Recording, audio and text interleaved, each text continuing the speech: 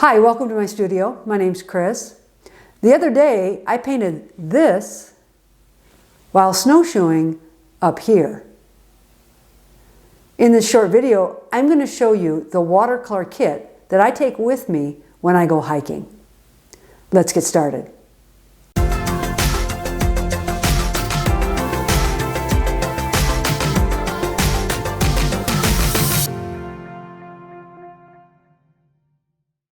I love to hike, snowshoe, and ski in the Pacific Northwest Mountains. And when I do, I usually bring along my watercolor supplies so I can do a quick plein air sketch. As you can imagine, it's super important that my kit is lightweight, easy to carry, but it will also hold everything I need to do a watercolor sketch. In this video, I'm going to show you what I bring with me every time I hit the trail. Okay, so here's the kit that I use when I want to paint plein air watercolor when I'm out hiking. Everything I need is in this small bag, plus I have my Nalgene water bottle. The bottle here won't fit inside the kit, but I always carry a Nalgene water bottle with me when I hike anyways, and usually I even carry 2 of these, and so there's plenty of water here for my watercolor kit. So let's take a look at what's inside this. This is a simple knapsack or fanny pack, you might call it. And I purchased this particular one from REI, Recreational Equipment Incorporated, which is available, I think, to most people here in the United States, but any kind of fanny pack would do. This is fairly large in size, as you can see here. It's about 11 to 12 inches in width and about 9 inches the other direction. You just need to find a knapsack or a fanny pack that will fit everything you need. And again, I'm trying to keep it as small and light as possible, and this one works perfect for me. Let's take a look inside.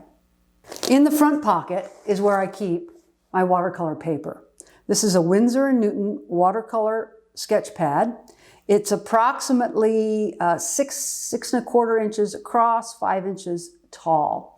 And this is a good size for me when sketching. Couple rubber bands hold the cover in place. And here's my first painting in this sketchbook. You'll notice that I use these clips to hold the watercolor paper in place. I don't use tape on something like this. Normally when I'm painting in the studio, I use masking tape and tape down the edges of my paper. That's not necessary really in a sketchbook. And also this paper is so small that just holding the corners down like this is enough to keep it from buckling while painting. In the second pocket, the larger of the 2 pockets, I have the following. I just have my regular sour cream container. This is what I put my water in. Now, let me say something about this. This is what I'm using right now because I had it available and it was cheap. But I'm actually going to purchase a smaller watercolor container, for a water container that collapses so that it's almost flat, and then when you want to use it you can expand it and hold plenty of water. It'll fit inside this kit a lot better if I have a collapsible water container, but for now, you know, use whatever you have, and I use this. Always need some paper towel, and I have that inside here. Next, I have my brushes. I purchased this really nice brush holder made out of canvas on Amazon.com. I'll put a link below. And it's great for going out plein air. I only bring the brushes I feel are necessary. Again, I'm painting fairly small, 5 by 6, so I don't really need a brush any larger than this number 6 Squirrel Hair Dugato, and that'll work just great. And then I have a 4 and a 2 and a 0, I think. Yeah. I have a video on my channel that shares a little bit more about these brushes. If you're interested in learning about them, check that video out. Of course, I have a script or rigger brush. This is actually a script by Silver Black Velvet. I have a synthetic brush that I use for scrubbing occasionally.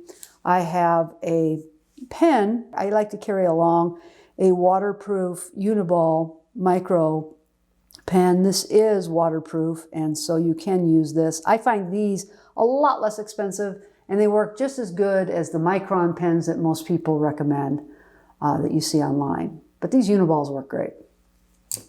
And then I bring along several pencils. And that's really, I usually only use one of them, but I like to have several just in case I break a lead. The last thing in my bag is my palette and paint. This is my Magello Watercolor Travel Palette. I also have a video about this particular palette on the channel. Check it out if you want to learn more.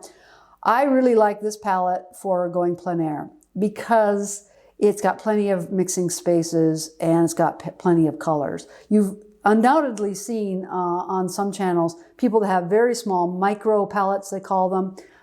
They're maybe a third of this size or even a quarter of this size.